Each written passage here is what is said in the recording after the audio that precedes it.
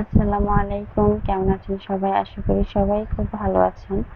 আর দেখতেই পাচ্ছেন আমার হাতে এগুলো কি? তালের সময় এখন যদি তালের বড়া না খাই তাহলে তো হবেই না বলেন?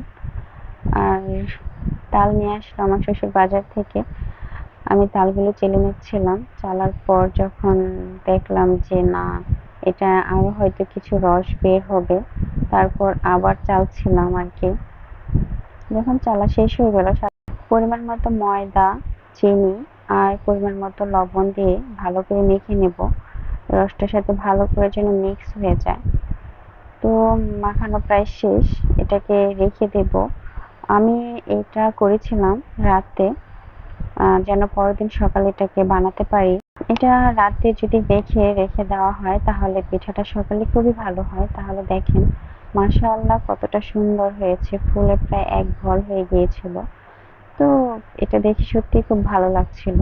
তো চলে গেলাম চুলায় তৈরি করার জন্য তালের বড়া।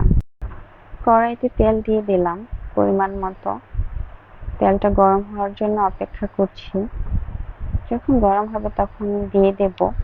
ততক্ষণে এটা আমি একটু মেখে নেব।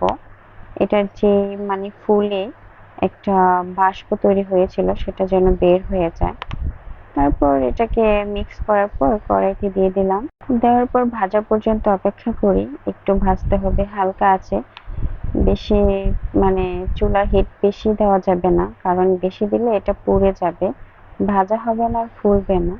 দেখেন মাশাআল্লাহ কত সুন্দর ফুলকো ফুলকো হয়ে উঠছে, দেখতেই ভালো লাগছে মাশাআল্লাহ। কিন্তু আপনারা লো হিটে ভাজবেন, একদম ফুল হিটে ভাজতে যাবেন না, তাহলে কিন্তু বড়াগুলো পুড়ে যাবে। বড়াগুলো প্রায় আমার ভাজা শেষ। তো অনেক বকবক করলাম, সবাই আমার জন্য দোয়া করবেন। আর লাস্ট এই যে আমার বড়া, দেখতেই পাচ্ছেন। কমেন্ট করে জানাবেন কেমন হয়েছে।